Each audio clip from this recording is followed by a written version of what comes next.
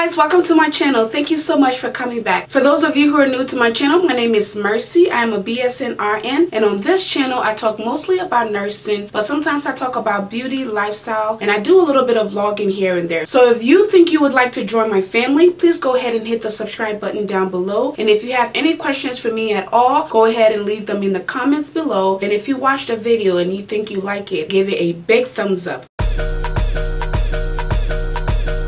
I know I look a little official today with the coat and everything, but I'm just going for a doctor's appointment. I'm waiting for my fiance to get home so we can leave. So I thought I should just shoot this quick video because this topic literally just came to my mind and I just wanted to talk about it real quick. So I have to hurry up and shoot this video before he gets here. The topic I want to talk about today is the whole nurses eat their young thing. I have a lot of videos on this already. If you haven't seen any of those, I'm going to link some of them down below. But the video in particular that I always relate to is my first experience as a nurse in a hospital. That was a horrible experience for me. I talked about it in that video and I've gotten a lot of comments from it. And the topic I'm going to talk about came about because of one of those comments. A lot of people like to blame certain group of people for this issue. So I just wanted to address that. And here's the reason why. So when I shared my experience about what I went through at my first nursing job, I chose not to say the race or ethnicity of the person. I'm not going to sit here and be naive and say, oh, you know, racism isn't real. Certain people don't get treated certain ways because of the color of their skin or the way they talk or the way they look or anything like that. I would be the craziest person to say that. But on the other hand, I also believe that it may seem like it, but it's not a race thing. This happens everywhere. If you go and read the comments on that video, there is a great deal of people saying that they have experienced exactly the same thing. Some of them are not even in the field of nursing. Some of them are male nurses. I've had some male nurses say that they have been discriminated against because females will say that male nurses don't know how to provide the kind of nurturing care that females do. And